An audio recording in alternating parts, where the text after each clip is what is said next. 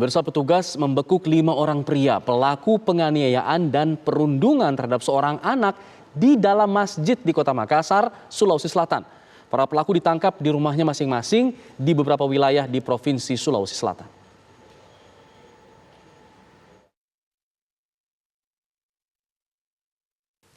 Video CCTV ini memperlihatkan aksi perundungan yang dilakukan oleh sejumlah pria terhadap seorang bocah pada hari Jumat 18 Februari 2022 lalu.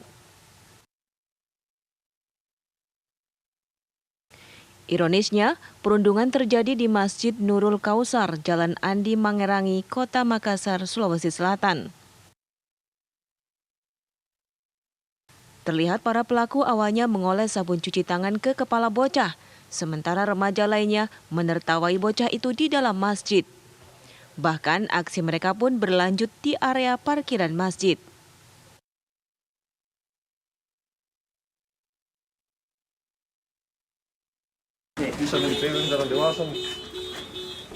Berdasarkan rekaman CCTV tersebut, tim gabungan unit Jatanras Polrestabes Makassar bersama Resmo Polsek Ujung Pandang akhirnya membekuk 5 orang tersangka. Jadi dari hasil interogasi dan dari hasil analisa CCTV dari TKP waktu kami turun ke lapangan, satu orang ini yang melakukan penganiayaan dengan cara mengangkat si anak ini kemudian membantingnya sehingga mengakibatkan luka di bagian kepala.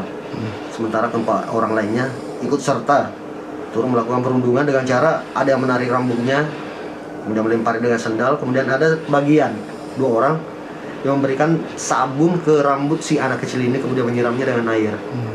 Itu motifnya sendiri apa ini, Pak? Kalau dari hasil interogasi kelimanya ini, mereka mengatakan bahwa ini sebenarnya cuma iseng saja. Kelima tersangka selanjutnya akan diserahkan ke Mapolsek Tamalate Kota Makassar guna dilakukan pemeriksaan terkait tindakannya menganiaya seorang bocah berusia 8 tahun. Dari Makassar, Sulawesi Selatan, Raisa Habu, TV One mengabarkan. Untuk mengetahui lebih lanjut mengenai bagaimana terjadinya perundungan terhadap seorang anak berusia 8 tahun di Makassar ini, kita akan bertanya langsung kepada kuasa hukum dari korban, ada Muhammad Syafril. Selamat sore, Mas Syafril. Selamat sore. Iya, Mas Syafril, mungkin bisa diinformasikan kepada kami berdasarkan pengakuan dari korban, apa sih yang menyebabkan terjadinya perundungan terhadap korban?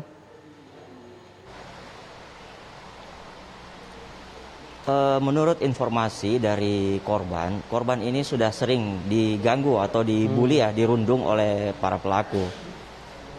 Tidak ada motif jelas dari pelaku apa yang menyebabkan mereka merundung korban, tetapi dari pengakuan korban yang disampaikan oleh pihak kepolisian ini, mereka ini hanya iseng saja. Tapi tindakan keisengan para pemuda ini, para pelaku ini sudah sangat keterlaluan sekali, Mas. Ya, apakah korban mengenal dengan para pelaku ini? Iya, mereka mengenal. Bahkan mereka semua itu bertetangga. Dan memang sudah berlangsung berkali-kali perundungan terjadi di tempat yang sama? Kalau tempat mungkin tidak selalu di tempat yang sama, tetapi yang kemarin itu kejadiannya di Masjid Nurul Kausar, Mangerangi, itu sekitar 30 meter dari rumah korban. Oke. Kondisi korban saat ini seperti apa? Tadi disebutkan sempat dibanting dan sebagainya.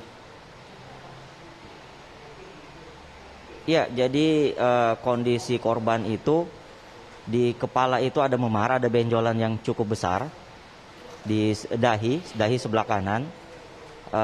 Kemarin waktu kami kunjungi itu anaknya sudah mulai ceria ya, alhamdulillah sudah mulai beraktivitas setelah diurut oleh keluarganya. Tetapi yang kami khawatirkan itu ada luka dalam.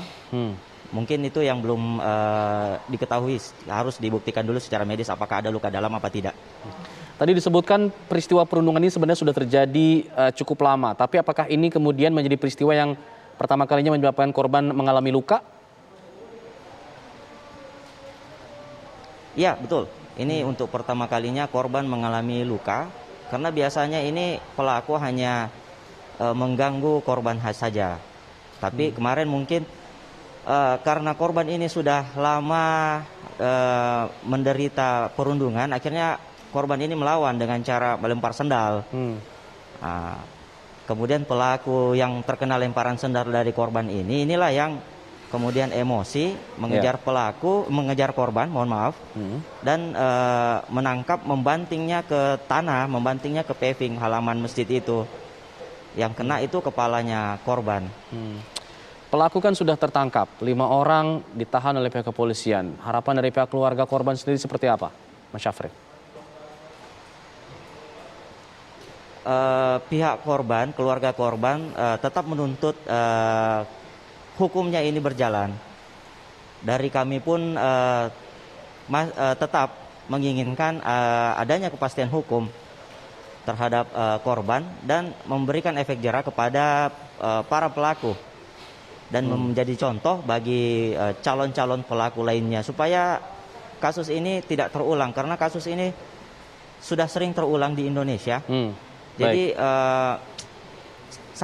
kami berharap bahwa kasus ini menjadi kasus yang terakhir lah. Jangan ada lagi kasus perundungan, apalagi kekerasan terhadap anak di bawah umur. Baik, seperti sepakat. itu. Terima kasih Mas Muhammad Syafril selaku kuasa hukum dari korban perundungan yang terjadi di Makassar. Siap. Selamat sore.